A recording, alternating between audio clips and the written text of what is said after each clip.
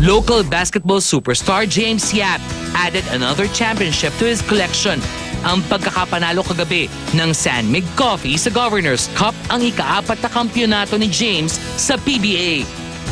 James, una, congratulations. Nanalo kayo kagabi. Thank you po. So, masaya. Masaya lahat. Dami mo ng trophy siguro. Ano? Yun yung maganda dahil napapasaya ka. May nagpapasaya sa'yo. Hindi natin matatago na Italian yung ano natin ngayon. Oo. Suppose na kayo ni Michaela.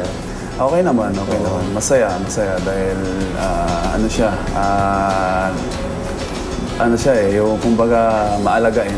Kasi si Michaela magaling makisama sa family ko. So, kinakausap yung family ko. So, okay na. Okay naman. Nakikita ko na yung parents yung mabait. So, maalagain, parang parang Pinoy.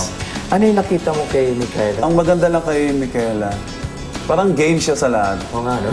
Parang ibig sabihin, let's say, sige, Nick, punta tayo sa ganito or chill muna tayo sa ganyan. Ay, okay. Tambay-tambay muna tayo sa coffee shop, ganyan. Pwede.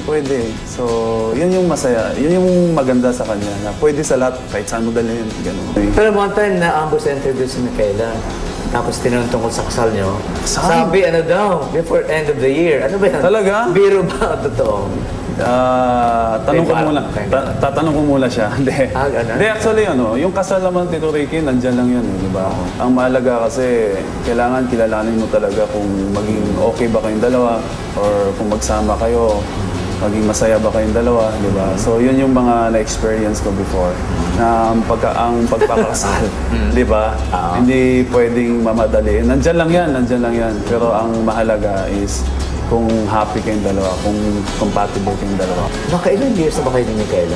So, more than a year.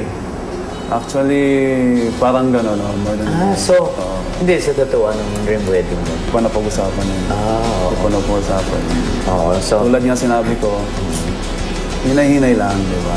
So, parang basketball, ano? Slowly but surely. Just in case, ilan ang susunod? 5. All boys. Gusto ko all boys lahat. Magiging 6 na, kasali si... magiging 7 na. Magiging 7. Pero nagkita na si Dillian at si Michaela.